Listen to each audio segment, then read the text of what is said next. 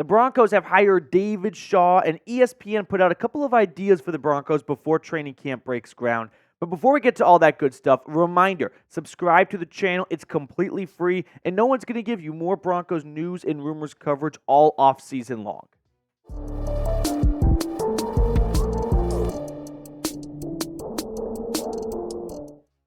We all woke up to a nice little news dump by the Broncos this Thursday morning. David Shaw, the former Stanford Cardinal coach, has been hired to the Broncos front office. So we'll get you guys familiar with David Shaw. I'll give you some of my thoughts on the hire as well. But let's give you a little bit of background information on Coach Shaw, or I guess personnel executive Shaw, that is. So he is joining the team as a senior personnel executive. The first one to the news was Mike Klis. Now, if the name sounds familiar, aside from just being a bit of a college football coaching legend-ish, he was interviewing for the Broncos head coaching job 2 years ago when Denver hired Sean Payton. So he's got some familiarity. He's got some connections to like Condoleezza Rice, and he's got some good standing with the Broncos ownership and front office clearly. So my guess is they have been in touch and in contact since he interviewed, and ultimately George Paton decided, you know what, let's get another good football mind in the office, and let's bring him on board. He also has some familiarity with Sean Payton. The two overlapped together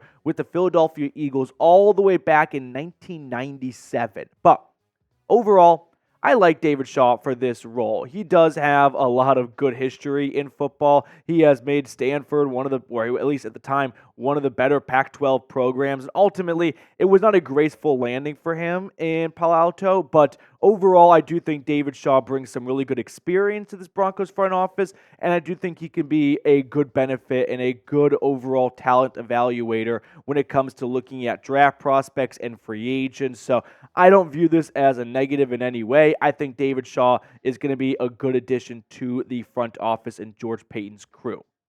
Now, David Shaw also has some really good track record when it comes to players joining the NFL from Stanford. In fact, he's had a handful of draft picks, including 6 in the first round. Andrew Luck, of course, which is probably more of a product of Jim Harbaugh than David Shaw, for being honest. But Andres Pete, Joshua Garnett, Solomon Thomas, Christian McCaffrey, David DeCastro.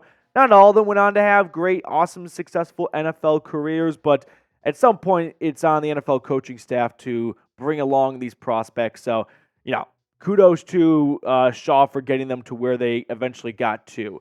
At Stanford, you can see that it wasn't always great and smooth sailing for him, especially at the end. Look at the last 6 seasons with the Cardinal.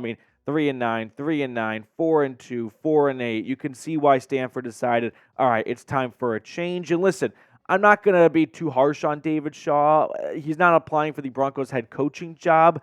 Listen, a lot of guys in college football are looking for a way out right now because of the chaos of NIL and constantly recruiting. And if that's not your forte, you're probably not going to be super successful. So for the Broncos, they don't need him to do any of that stuff. They just need him to be a football X's and O's guy, and he's got a great track record of that, right? Before going to college football, he spent a lot of time in the NFL, starting off with the Eagles and Sean Payton as an offensive quality control coach. Then he goes to Oakland with the Raiders as an offensive quality control coach, quarterback coach, then with the Ravens as a quarterback and a wide receiver coach from 2002 to 2005, before linking up with Harbaugh at San Diego and Stanford, and well, here we are now with the Broncos. But overall, like I said earlier, it's hard not to look at this as a half-glass full type of hire. Like, he's got a great history. He's got an awesome resume.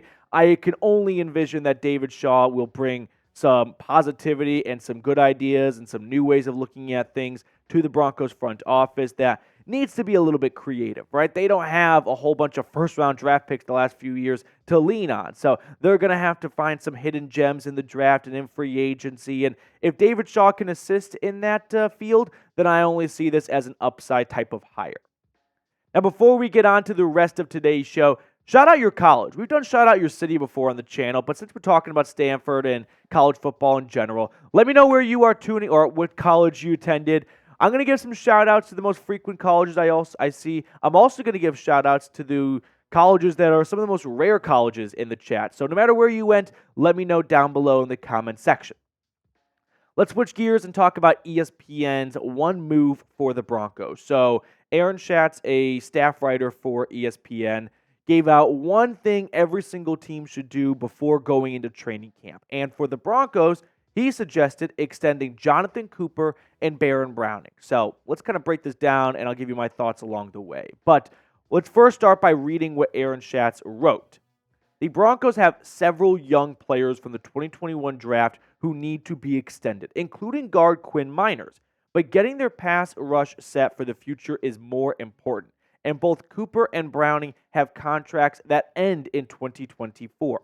Cooper led the Broncos with 8.5 sacks and 43 pressures last season. Browning's mid-year return coincided with the turnaround that took the Denver defense from historically poor to reasonable, and he ended up with 21 pressures, 4.5 sacks, and only 4 missed tackles in 10 games. I'm a big fan of Jonathon Cooper and Baron Browning, but I'm not at the point where I think the Broncos need to go out and extend these two players. Of course, if you can get them to agree to a very, very cheap contract extension, I think we have seen enough through a couple of years to believe they can play at a good level. But I'm guessing that these two guys are going to want to get a little bit more than just the minimum. And if that's the case, which they should want more, they should hold out for more, I don't think it's wise for Denver to pull the trigger on a contract extension just yet.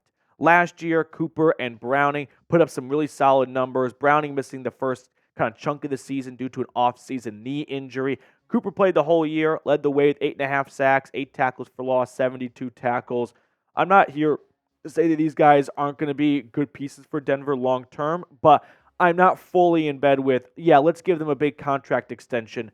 I would like to see the next season play out, right? I think we probably need to see a little bit more before we rush to give them what is not going to be a small extension. Like, these two guys know if Denver is approaching them with a preseason contract extension, that's because they view them as really good players. And if Denver views them as good players, so does the rest of the league. So they may be open to testing the market after the season is over and seeing what else they can get.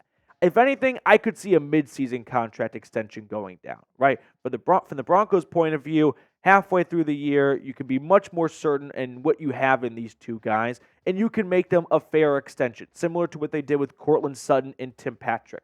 From Jonathon Cooper and Baron Browning's perspective, if they play well for the first half of the season, that's only going to drive up their price from a preseason contract extension. And they could be missing out on a few more $1 million after the year is over, but they also could get injured in the second half of the season. There's no guarantee they'll get that same number in March. So if you can get a good-sized number now, you may be, happy to run to it and take it, especially if it's got a lot of guarantees in it. So I think a midseason contract extension is much more suitable and likely.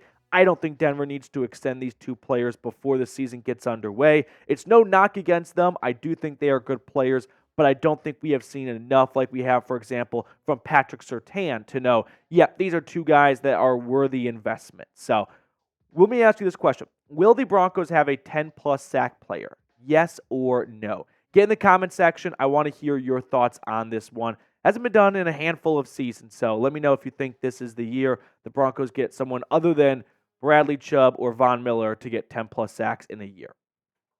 Now, I do think Aaron Schatz was on the right path with his idea of extending Quinn Miners. That's someone that I do feel like has looked the part of a preseason contract extension.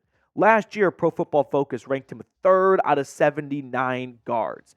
Now, again, I'm not trying to, poo-poo on on Cooper and Browning, but those guys aren't in the top 10 of their positions yet. Quinn Miners is definitely creeping in on the top 10. Even if you think last year was a fluke, he was top 10 last season as well.